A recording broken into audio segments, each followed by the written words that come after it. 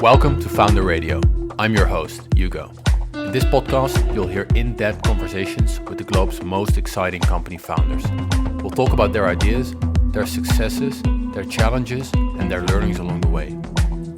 At Founder Radio, we celebrate founders, and we believe that innovative founders are critical to deal with the challenges humans face. They are society's explorers and work in uncertainty to expand our practical knowledge each and every day.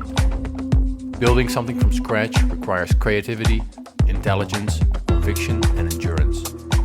Get inspired and learn from those that are changing the world.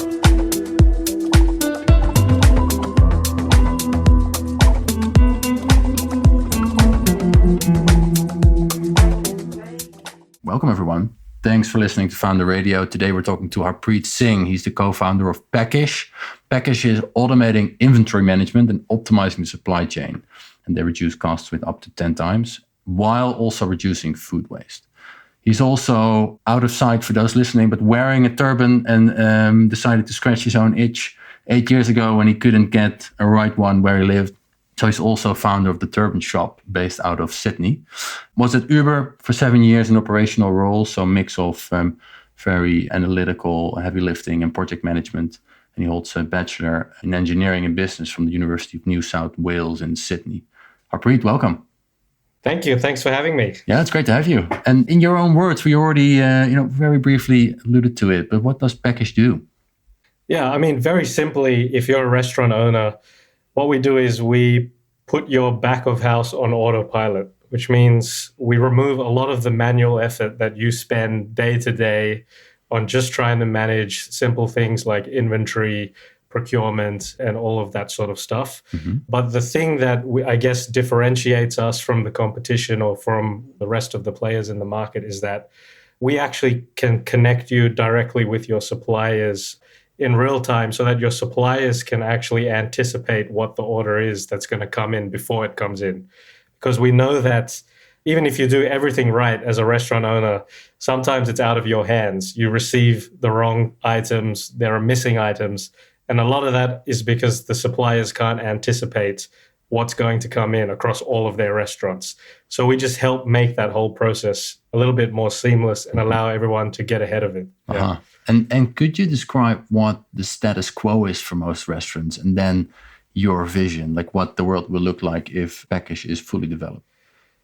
Yeah, I love that question as well, because we spend a lot of time thinking about the vision of like where Peckish will be in its end state, and we get really excited about that. But then where we are today, obviously, is like solving very immediate problems right now that are not so sexy, but is the first step to get there. So in terms of the status quo today, I think a lot of restaurant owners would be doing, probably Excel is still a big part of your operation. And when you have a single location, it's generally pretty manageable. You would, at the end of the day, check your stocks. You see what you need to order for the next day based on, what your safety stock levels are. And then you would put the orders in with your supplier. In terms of the ordering process, it varies depending on the supplier. So the supplier could be having an online web shop where you would put the order in, or you could be sending them a WhatsApp message saying, hey, I need this. Or it could be a phone call where saying, hey, can you give me this for the next day? And you're racing to get all of these orders in before the cutoff time to make sure it comes on time the next day. So that's kind of the status quo today. Where Peckish in its end state, the way that the world will look is that restaurant owners should no longer actually have to put in orders at all. And instead, what they would be doing is validating the orders that we recommend. And the only input they would need to provide is either a photo of their stock or a delivery note or a handwritten inventory note. And that's kind of trying to minimize the manual inputs that they need to put in, and then we handle the rest. So they would then validate the order that we recommend and then can send that to the supplier. And this can happen well before the cutoff time, so the supplier can actually see that order coming in before it's fully confirmed, and they can indicate the availability of those stock levels as well. And how does that reduce costs for restaurant owners and also reduce food waste? Yeah, so I think there's two major costs on a restaurant's P&L. You've got inventory, just cost of goods, and you have your labor costs. Now, when you think about back of house management, it's pretty much hitting both of those cost items. It's taking time for you to actually manage your back of house, but it's also focusing around one of your biggest P&L item, which is purchasing inventory. So restaurant owners spend anywhere between 15 to 20 hours on managing their back of house in a week. And this actually increases exponentially as you get more and more locations. So it gets even more complex as you add locations to your business. So the first thing we do is we help you save time in managing that process. So from 20 hours, we leverage our automation and machine learning systems to reduce that to 2 hours per week. And so when you think about that in terms of an employee, that almost gives you back one whole employee in a year, which you could use to help with your front of house work. And then the other piece is the actual cost of goods element. So there's two areas where we can help you reduce your cost of goods. The first one is just by giving you transparency on what you're actually spending on your inventory. Now, if you're always, using Excel, it's very difficult to track wastage, or even just, what you're spending on a day-to-day basis. So a lot of the time you might have a budget which you more or less try to stick to, but you don't really have visibility on the question, which is, am I actually selling everything that I'm buying? And so what we do is we help you create visibility over how much you're actually buying from your suppliers and how much are you actually selling in terms of what did you sell to your customers. And there's usually a variance there. And if you're not leveraging a more sort of real-time automated system like this, the variance can be upwards of 5 to 10% in terms of your cost of goods. And if your average spend on cost of goods is 300K per year, that's 15 to 30K in variance. So with our system, we bring down that variance to around 1 to 2%. And so those are kind of the two main ways we can help you reduce costs. And then in addition to this, the fact that we integrate you with your suppliers actually creates a lot of benefits for the supplier as well in being able to provide a more reliable service to you. And so suppliers are actually highly invested in creating this integration. So they can also provide benefits in the form of actually reducing your actual inventory costs by creating this integration. Just because they're eager to be on the platform and be a provider and be part of this system. Yes. Okay. Yeah. And so in terms of cost savings, like if the average restaurant profit margin would be 5% and you're able to save 5 on cost of goods sold, restaurants might be able to double their profits. Is that fair to say? Yeah. And save a lot of time. Could you tell us a little bit about where and how you and your co-founder conceived the idea? As it always is with a startup, you start somewhere and then, you end up in a very different place as you start to learn more and more about your customers and just getting deeper and deeper into the weeds of things. And so we actually started working on Peckish, or sort of the idea was conceived of Peckish as a business when we were at Uber. So my co-founder and I were both previously working together at Uber. And we were working on a project where we were bringing a lot of data from across the business, fragmented data. As you can imagine, Uber being a global company, there's things going on all over the place. And we were actually working on bringing together all of this data and creating an automated recommendation system to help operations managers make faster decisions on structural pricing, right? So we would take all of this data and then recommend this is what you should do. Basically, these are the levers you should be pulling. And the other thing is that both my co-founder and I, we actually have a restaurant background. So I have my family owns a restaurant chain called Sardarji, based in Penang in Malaysia. And my co-founder, he pretty much lived in restaurants his whole life, as his father is a restaurant owner still. And so we were discussing, we were thinking what we're building at Uber actually could be very applicable to the restaurant space, especially in the world where it's digitizing quite rapidly right now. So that's where we started. We were like, let's just help them make sense of the data that they have access to and create some more sort of streamline the decision making around that. Then we quickly realized that the most broken part of this entire thing was the back of house, the inventory management area. And that's where it was still like analog, where there was very little tech, used, and it was still and that's where the most inefficiencies were. And then we came to realize that as we started to dig into this further, there's actually a lot of food waste and a lot of money left on the table that actually even just goes unseen by the restaurant owner because they're not looking into this.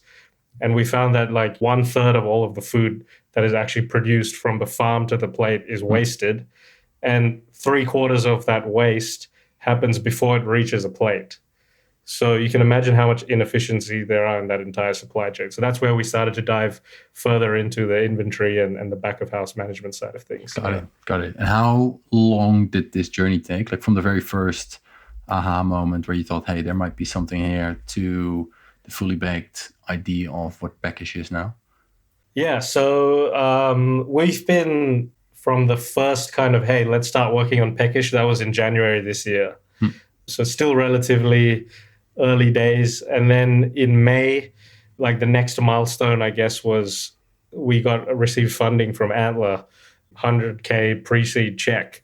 And that's when we were like, okay, time to really dig in here. And I think there's a huge opportunity here that we can capture. So we figured, hey, this is something that we should both spend our time on like full time. So that's when we started working, when Peckish was officially born, I would say. And yeah, since then we've been working very closely with early pilot customers in the Amsterdam market, our own restaurant, with our families, and also sort of talking to other restaurants in other parts of the world, including London and stuff. So getting very deep into the restaurant world. And that's where we've started to uncover that, it's not just about the restaurant. Even if we can automate everything on the restaurant side, there's still all of this stuff that's out of their hands in the supply chain. And so the problem's also further up in the supply chain itself. And so I would say, yeah, it's been about 6 months since we've gotten from initial to where we are today. And was it a tough decision for you to quit your job? You mentioned both you and your co-founder worked at Uber. Sounds like an exciting role, also in the restaurant space. And then there was this idea, like, was that a hard one to make, or was that very natural? It was a hard decision. I think the hardest part of it wasn't so much that I wasn't doubting whether or not this was something I wanted to do, because I've always wanted to actually start my own company in the tech space. And so this was an opportunity I definitely couldn't pass up, that it came by and I was like, yeah, like once in a lifetime, let's go. But it was very hard to leave Uber. Uber is a hard company to leave. I think you could probably attest to that as well. But just, the people there that you're working with, and just having been there for such a long part of my career, it was definitely kind of like a edge of the cliff moment where you're sort of pulling a trigger and saying, okay, time to take the leap. So, yeah. Got it. And so it's still very early days for Peckish. You painted the vision for us. I imagine that your day-to-day present still looks very different from that. So could you take us along and tell a bit more about, like, very practically, what you're doing now to build towards that vision? Yeah, definitely. I mean, exactly. And I think, just to mention, like, me being on this podcast, it's very much a work in progress story. It's not a success story. We're still kind of figuring things out every single day. And as you mentioned, it's the early part of the journey. And so what the day-to-day looks like today is very much constantly questioning ourselves on, is this the MVP? Like, what is the smallest thing that we can build that can provide value to the customers that we want to serve, right? So the first thing that we've been questioning is always like narrowing down the product that we're actually building. We actually built a demo product even when we're going through Antler, and shortly after that, we built a huge product. And I would say 80% of that is not being used. So, I think we could still narrow it down even further. And so that's kind of one thing, which is like always just questioning ourselves, are we building for the right, like, are we actually, is that whatever we're building actually going to be used by the customer, and is it going to solve their problem?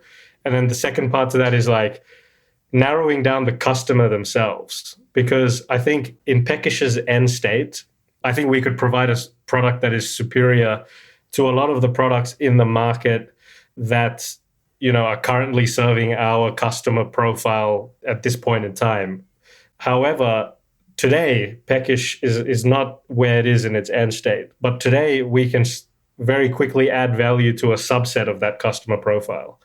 And so it's continuing to find that very like specific profile of person who we should be targeting first. And we've iterated on this constantly over the weeks, pretty much week to week and month to month, we've been iterating on this. It's not clear to you in the outset, but then when you look back, it gets a bit clearer. But it's kind of just almost like shooting darts and seeing what sticks. And then you say, okay, let's follow that lead. So it sounds all nice and organized, but it's really chaotic. And how do you sort of organize a feedback loop with your customers? Because I can imagine it's hard to get them on the phone every week when you put out a new version of your product. So how do you very practically get their feedback in a structured way? The best way for me is to either just call them directly or go to the restaurants and show it to them and get them to give me live feedback. That's the best way. And even for people who aren't my customers yet, it's just, you know, even just going to their restaurants, talking to them, getting a sense of what their problems are and trying to validate a lot of the hypotheses we have. And then, you know, seeing if we can demo them what we're building. So that's kind of the main way, is to create, it's a very manual feedback loop right now, is what I'm trying to get to. Got it. And so how do you find these potential customers? You mentioned 2 family businesses in restaurant. That's intensely helpful, I can imagine. How do you pitch co-developing and providing feedback to the other restaurants you work with? Yeah, so exactly. Like the first customer for us is our own family, like direct feedback. Like whenever we build something, we can just obviously validate it within our own restaurants to start off with. But then the going out beyond that is a lot more of a volumes game, number one. And 2, it's network. So leveraging influential people within the space, people who, you know, you can get introed to, you know, if you want to meet someone. So LinkedIn, very practically speaking, has been a huge tool for us. Like just going through the LinkedIn network, seeing who are the people we would like to target, and then seeing if we have any mutual connections that can actually intro us to those people to create a somewhat warm interaction when I do meet them. And then once you do sort of have that conversation, it's very much like listening to them versus selling them what we're trying to do. Like, at least that's what I found has worked, where it's more like, this is the problem that we see a lot of restaurants facing. Does that actually resonate with you? And can you tell me more about your experience? And you get a sort of a conversation going. And then sort of after that coming in with like, hey, by the way, I have this solution, where obviously early stage, this is the vision that we are trying to build towards. Would you be open to working with like this scrappy startup and, you know, seeing where it could go? And if they do see enough value in that vision and in the team, they are willing to actually come along the journey with you. But there's a very small percentage of people who actually will want to do that. So that's why I say it's a volumes game as well. Yeah. Got it. Lots of talking until you have your customers that you can work with. Because like 90% of the time it's a rejection where it's like, this sounds great. Come back to me when you've built it. Thanks. Yeah. So, yeah. Got it. And what have you learned about this business and about your idea along the way? Like, how have you made changes and what have you learned about the sector that you're active in? It's very complex. The restaurant operation is extremely complicated, right? In terms of all of the different systems and software and all of that stuff, it's very fragmented right now. And so for anyone to get into this space as a new entrant into this market, it's very much dependent on being a part of that ecosystem, right? So if you're a restaurant owner, you would actually trust a company that's recommended to you, not only by your friends, but also by the other software companies that you're working with. So for me, like partnerships and working with other software companies that are targeting the same users as we are is crucial actually to successfully entering the space. And one thing that's I used to think was kind of, oh, partnerships only make sense when you've already got like revenue and you're already like you've scaled and it becomes kind of a thing. But I think it's actually sooner than you think when partnerships can start to add value for both sides. Yeah. And any other things, or is that the big number one and then nothing for a long time? It's a huge relationships game. Like you can't go in there like without having built a rapport with a restaurant owner. Like, when you're talking about hospitality, it's a people industry, and it's very much about being present. And that's what I've learned, is that restaurant owners and people in the space are very happy to chat with you. Even if you're a salesperson coming in and having a chat, they're happy to chat as long as you don't come in the middle of their peak service. But you come in, have a chat, and create a relationship, and that gets you very far. It's not less of a sort of transactional game. Yeah. Okay. And where would Peckish actually plug in? Because you mentioned indeed there's a lot of tools, a lot of software already. I know the POS, so the point of sale where the orders come in is a very central piece of equipment in a restaurant. There's other pieces, management of inventory, sometimes in Excel. There's probably a management tool for employees. There might be delivery services plugging in. Like, how would Peckish fit into that existing system?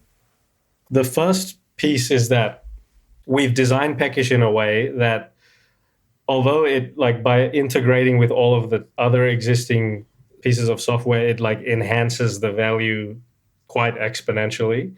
Without those integrations, we can already create some value from day zero. So even if we don't integrate with all of the softwares in your environment, we can at the very least automate your inventory, like stock take, and digitizing that information and figuring out what you actually need to order. And then we can continue to automate that further by integrating with your suppliers, integrating with your POS system, so that we can forecast what your demand is going to be based on the sales that you're selling and the dishes that you're selling. So the POS is one big integration and big partner that we see that we work with. And then obviously any other sort of added information, like delivery POS, if you're looking at Uber Eats or Deliveroo, like getting that information in. So there's already aggregators like Deliverect that do this. So working with them to help get that context is also powerful to then create the accurate forecasts. So you have that. And then you have also like front of house, format table, and these types of tools that manage bookings.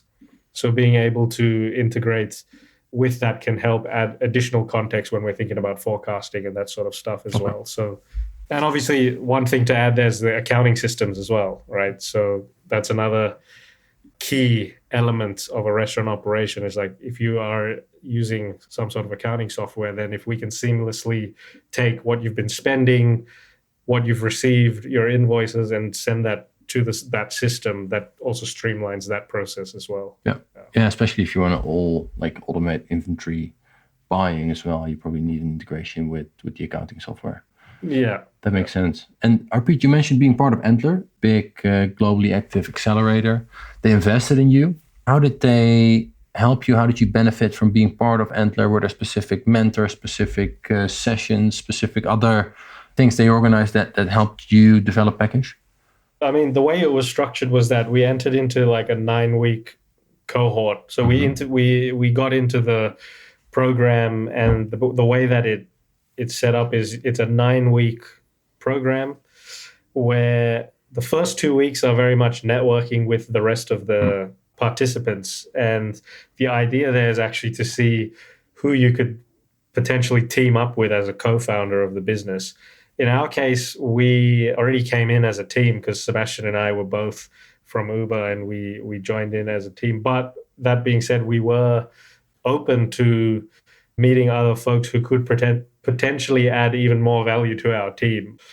We ended up figuring out along the way that we thought we had what we needed already to move. So we didn't add anyone to the team, but we still found value in just meeting a whole bunch of other entrepreneurs kind of at a similar stage and, just ideating on a bunch of stuff. So that's the first 2 weeks. And then the remaining sort of weeks are, once you formed a team, you start to work on the idea. It's almost like an incubator where you're just actually going out into the market, validating the idea, building the MVP, getting feedback from your customers and showing like as much traction as you can and progress over that period.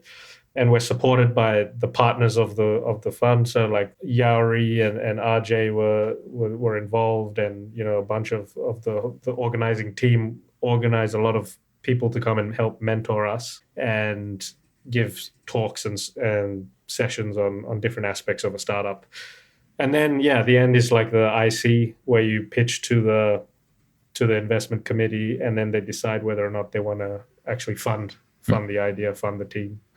And were there, like, from all the sessions and all the advice, were there particular things you took away from that, like that parts you made part of your approach to Peckish? For me, the value that I think Antler was able to bring was that I felt like, having come from Uber and having also started my own business, although not in the tech space, and having Sebastian, who is very much in the software and is a builder and able to build the thing that we need, I felt like operationally we were good. But what the value that Antler brought was bringing us into this VC world, because I'm a first time founder, haven't raised from venture capital before. So just kind of getting exposure to the way this works, meeting investors in the space, that was where I found a lot of the value from them coming in. Yeah, that makes sense. And 1 year in, what were the things you really enjoyed compared to your previous job at Uber, and what were the things you struggled with? I'll start with what I enjoyed. So I guess what I've really enjoyed is that just the autonomy in like what we're doing. It's very much everything is up to us to build this thing. And we're not a small cog in a big machine. It's like we are the machine. So we need to like make it work. That is obviously stressful as well at times. It's very stressful, but it's also quite rewarding when you do stuff and then you see it providing even like a small slither of value to someone. So I've enjoyed that, and just being kind of in this hustle and building something from zero, which is something that I enjoyed in the beginning times when I was at Uber, but wasn't so much the case post IPO and moving towards like a big sort of corporate machine that it is. So that's kind of what I enjoyed. What sort of on the other side, I think the uncertainty of it all is I don't think I've ever felt stressed in my life until I started this company. You've always come across as a pretty chill dude. You still do, by the way. But elaborate a little bit. What stresses you out?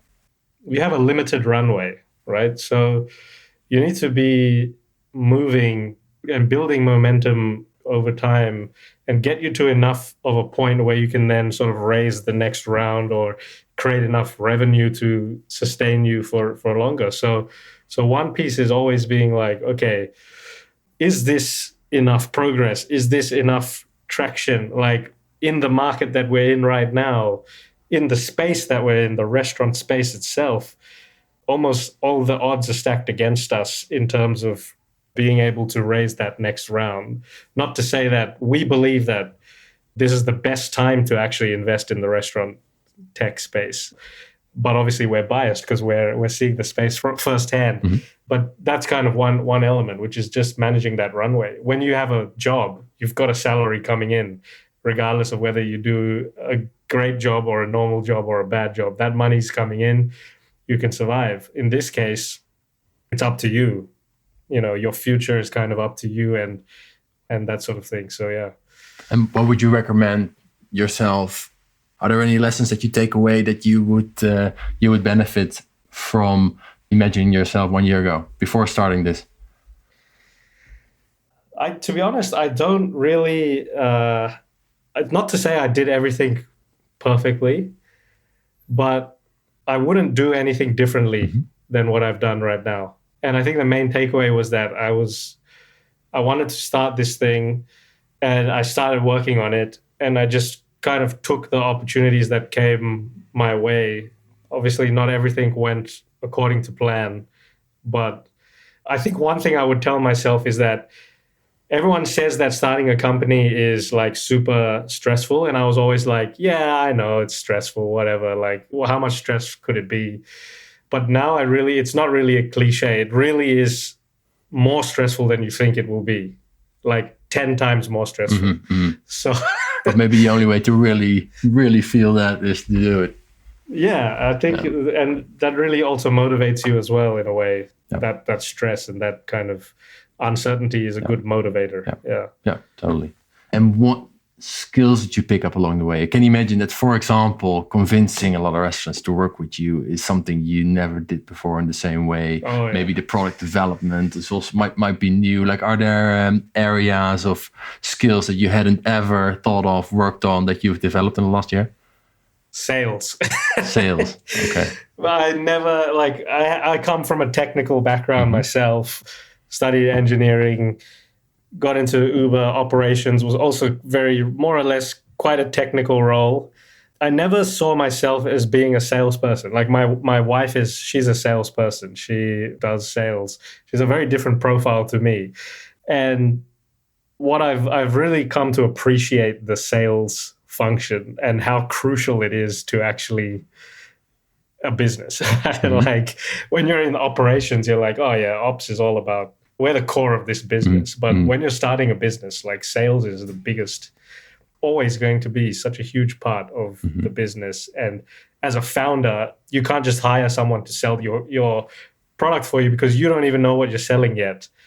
You need to learn what you're selling by talking to the customers. And so that's why I've really appreciated the sales function and built that skill. Makes sense. Yeah. I'm working on building this skill. Yeah. Got it. Yeah. And without sales, there's no point in doing the operations, right? So it's like a very much a reality check, especially early stage, right? When there's not a company yet that you can tweak and optimize and improve. That makes a lot of sense. And Harpreet, we've talked a lot about Peckish. I'd love to switch gears a little bit and talk a bit more about your journey.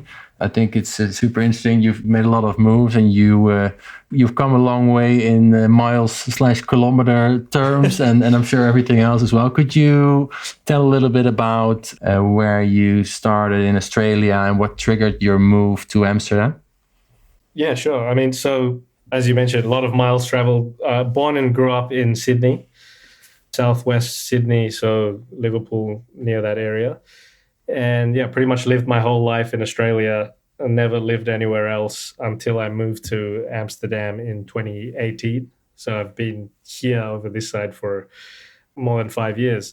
What triggered the move? Shortly after I finished my degree, I came across the role at Uber. I actually joined Uber as a grad. It was like one of the first grad programs that they did for the company. And so I figured, hey, having been always kind of inclined towards the entrepreneurial life and, the startup world, I figured I wouldn't get a chance to join Uber ever again.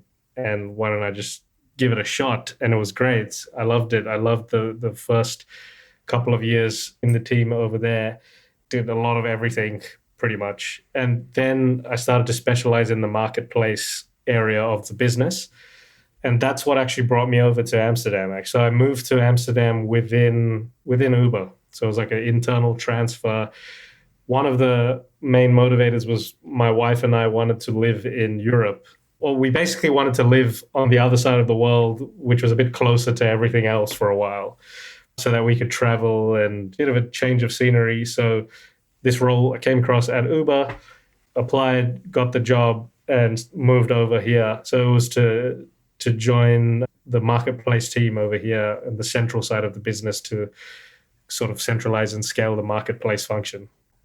And how has the move been like for you? Was it like a huge change in terms of culture or anything else that you noticed, or did it go very smoothly? How did you experience that move? It was a huge culture shock, actually. Like, Australia is like a Western country. English speaking, and I had been to London before, so I kind of figured, okay, Amsterdam, like London is close to Amsterdam, must be more or less similar. I had never been to Amsterdam before we moved, so we literally found out we got the job, and then 4 weeks later we moved to Amsterdam. And then when we got there, the first thing I just noticed was just like all the bikes everywhere and just people like riding. Like literally, I'd never seen so many bikes in my life, and just people just riding. And I was like, wow, okay, this is Europe. Okay, like there's a clear, difference in the way it looks, but also just the culture in general is different to, I would say, London. I would say London is very similar to Sydney in sort of the cultural sense, but Amsterdam was different. The language is obviously different. And so, yeah, that took some adjusting to get. But the great part is that everyone here speaks such great English. So I tried to learn Dutch, but I struggled, and everyone would switch to English when they hear me speak Dutch. So you guys are great. Yeah. So I think the other piece that I love about Amsterdam, which is a difference in culture, is just how much of a kind of melting pot it is of different people from different parts of the world. Like Australia prides itself on being a multicultural country. But when I came to Amsterdam, I was like, okay, this is really like, it's like Australia times 20. Like being, and maybe the fact that I was in Uber also kind of made this a bit more evident. But, in my team at Uber, there was like 70 people. And I think there was about 50 different countries in that team. And so just like being exposed to even countries I'd never even heard about before, I'm ashamed to say. But yeah, and I think that's great. And everyone's kind of open to hang out. It's a very welcoming sort of environment, I would say. Very cool. And you mentioned you always wanted to start a business. Why is that? It's just, for me, it's fun. Like it's something that I think just growing up, I'd always been exposed to that. Also just seeing other people that I looked up to who had done similar, like who had started their own businesses. So I think that's probably one of the big influences. But yeah, I find it fascinating just being able to get out of kind of the corporate or sort of the everyday rat race of, working 9 to 5 and doing, but you can kind of do whatever you think. If you find something interesting and it can provide value to someone else as well, why not pursue that? So yeah, I think that's why. And I dabbled in it a bit through high school and then in uni. And yeah, I think I just enjoy that. And who were the people you looked up to that you mentioned? And what were sort of the things that really attracted you in the way they did it? Just looking at my uncles, my family, who had been very entrepreneurial. They had started their own businesses from nothing and then were able to turn it into something that could actually sustain them. And so that being surrounded by immediate family and people who were doing things that were outside of the norm of just like your everyday sort of occupations. So I think those were the bigger influences. Yeah. And what do you reckon there were certain values that you took away from that? Like, it's very hard to imagine that you didn't, but what are the ones that come to mind for you? Just do it. Like, go and get it. Like, I think it's not that difficult to take the next step and make it happen. And I think when I was growing up, my parents, we were part of this organization called Sikh Youth Australia, which basically at that time brought all of this kind of Sikh community together and helped the kids develop different skills. And one of those things we were part of was like a startup boot camp. And so in that boot camp, it was I think one of my first exposures to the startup world. And yeah, we literally came up with a business idea and a business model and could almost go to market in a weekend, right? And it just showed you that it's not like something that's out of reach.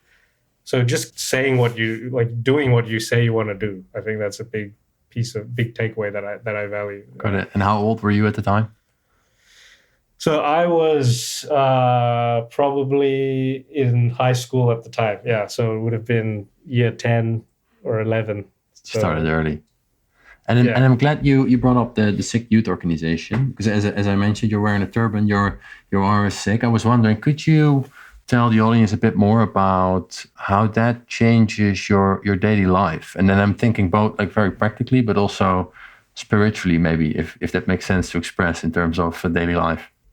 Yeah, exactly. So I'm a Sikh. I wear a turban. Not all Sikhs wear turbans, so that's one thing to mention. But most people you see wearing a turban in the Western world are highly likely to be Sikh. So we have a very physical identity that is more or less that is recognizable or distinguishable, and that's always been part of my everyday. Like I generally, if I'm in a crowd, you'll see me. I stand out, especially if I'm wearing a bright pink turban. So that's actually by design in terms of Sikhism, like, or in terms of the identity Mm. of a Sikh. The turban is supposed to represent the values that we stand by, which is earning an honest living, standing up for people who can't stand up for themselves, and yeah, I guess just being almost like a someone that you can go to for help if you need. That's why we have a distinguishable identity. So that's something that's always been a part of me. I think it's a double-edged sword in the sense that if you do something good, you get noticed, but if you do something bad, you also get noticed. So that's something that I keep in mind every day when I'm doing my day to day. Does it come with a sense of responsibility as well? It feels like a moral that also require being very active about it, right? And looking out Yeah. For opportunities to help, maybe. Yeah, exactly. I mean, I think it comes in the responsibility in the sense that you're not just representing yourself, you're representing an entire diaspora, you're representing an entire community. So it's almost like being a public figure every day.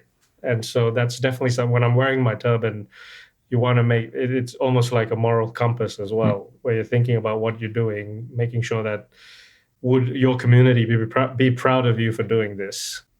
And with the turban, it also becomes very conspicuous, right? Like it's a very bright reminder each and every day to keep the compass in mind. Yeah, exactly. And for me, I grew up with it. Like my parents kept my hair from birth, so it's always been a part of my identity in a sense. So I almost, by removing the turban or like cutting my hair, it almost feels like I'd be removing a limb, because it's been that part of my sort of my identity for that long. So yeah. And are there very practical parts to it as well? Certain routines, things you do, things you don't do, or not so much? Yeah, I mean, so there's three pillars to Sikhism. I kind of alluded to them earlier on. Number one is earning an honest living. So basically, earning your living in the right way. The second thing is kind of sharing with others. So sharing the reaps or the rewards of your labor with the needy or people who are less well off than you are. And the third element of Sikhism is remembering the oneness, or basically that everybody in the entire or everything in the universe is actually one and the same energy or the same consciousness. So this universal oneness concept. And you should remember that in everything that you do. So when you're thinking about people you don't like or people that you like, everything that's happening in the world, it's all actually part of the oneness that it is. Yeah.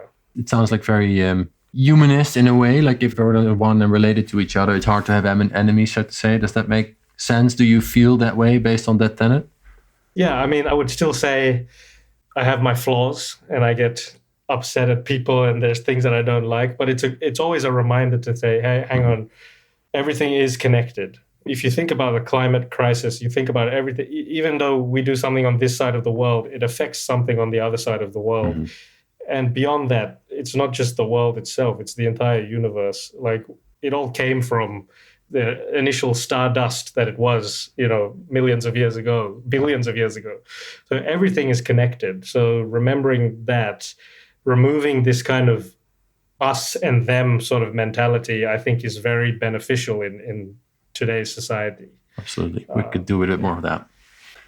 Yeah. And back to your entrepreneurial journey, you mentioned you were keen to start a business yourself for a long time. What would you recommend people in, say, their early 20s that want to start a business? Find a good team. Find someone who shares your vision, has complementary skills to you, that can really be a sparring partner, but basically can help you make your progress twice as fast as you can. I think Peckish wouldn't be existing today if I didn't have Sebastian working with me as part of the team. And you can't do it alone, or at least it's very difficult to do it alone. I won't say you can't, but it's a lot more difficult. And a So lot less fun, I imagine, too. Yeah, for sure. So having a great team is always good. The second part is then just do it, like just start somewhere, I would say. Just doesn't matter if you have school or uni or whatever, like you can always find some time to work on your side hustle and then turn that side hustle into the main hustle at some point. Mm-hmm. Yeah. And in your mind, are there any misconceptions about entrepreneurs? I think everybody thinks entrepreneurs are a certain type of person. Like there's one like Elon Musk or your Mark Zuckerbergs, and all these billionaires come to mind when you think about entrepreneurs. But actually, there's so many different types of entrepreneurs. There's so many different types of businesses. Like a tech, like Silicon Valley style startup is just one type of business. And that might not be the type of business that you want to do, but you can still be an entrepreneur. You could do a lifestyle business. You could have a small business, e-commerce business that brings you passive income, whatever. But all of these are different classes of entrepreneurs, I would say. Yep. Yeah. And are there any categories of people that have certain personality traits that you would not recommend going this route? That's a good one. You need to be empathetic with your customers that you're serving. I think empathy is a huge part of entrepreneurship. If not to just solve your own problem, but you're also like, you have to actually care about your customers. I believe that, like, it's not just about trying to make as much money from people as you can. If you want to make money, I wouldn't say starting a like Silicon Valley tech company is the best way to make money if that's all you wanted to do. Of course, there's a huge upside if it all goes well, but it really needs to start with like problem. Like, do you actually care about the problem that you're solving? Mm-hmm. So, yeah. And some being able to cope with some stress is probably an important requirement as well. Like thinking about what you said earlier. Does that make sense? Yeah, okay.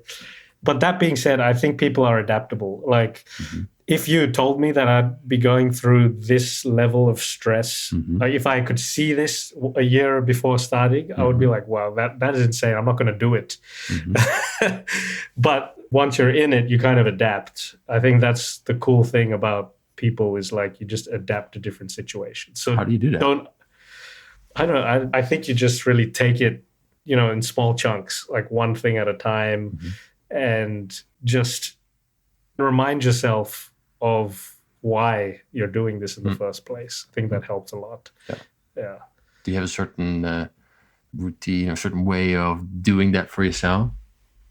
One is obviously talking to my wife. I think she's a good support system. Having a support system is crucial, I would say.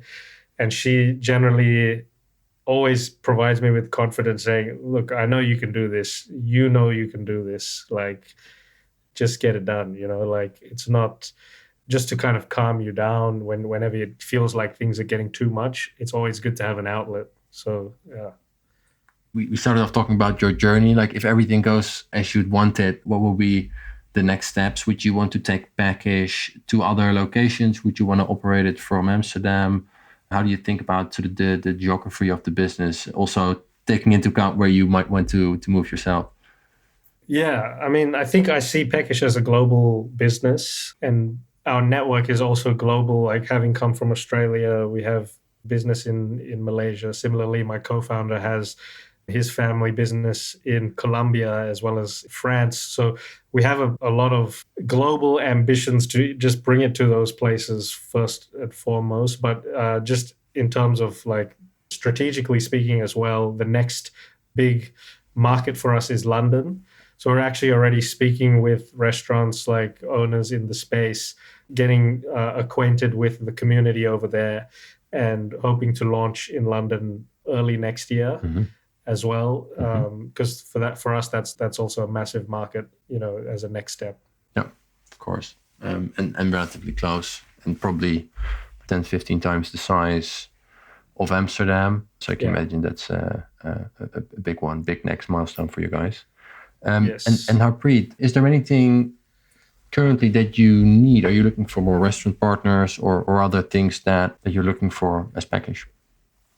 Yeah, definitely. So, I mean, we'd love to speak to as many restaurant partners over the next 2 to 3 months. We're currently running a pilot of the product with a handful of clients in the space. We're working with both restaurants and suppliers. So if you're a food wholesaler or distributor, or if you're a brand like a food product that you're selling to restaurants, all of these people are folks that we're working with right now. We'll basically be giving them access to the product, getting everything set up for them to use it, and just getting feedback before we do the full commercial launch next year in Q1. And I think we'll be looking to raise our seed or early seed funding in towards the end of Q1 next year. So we'll be starting to raise at that point. So between now and then, always open to chatting with folks who are in the VC or investment space. But cool. Yeah. So reach out if anyone's listening is either an interested investor or an interested restaurant owner or restaurant manager to Harpreet. I think what you guys are doing is super interesting. Makes a lot of sense. So I would if I were. And Harpreet, we're almost wrapping up, but is there anything you'd like to share with the audience before we do? I just wanted to say, first of all, thank you for having me on the podcast. Yeah, really enjoyed the chat. I'm always open to chatting with folks that are interested in this space. Like, you can hit me up on LinkedIn, DM me. I'd love to have a coffee and have a chat. I think just being part of the network, expanding the network is super, the things that I enjoy by being in the space now as well. So, yeah. Great. That's a really good note to end on. Thank you so much, Harpreet, for being open about everything business, everything personal. Really enjoyed our conversation, and best of luck. Thanks a lot, Hugo. Take care. Bye-bye.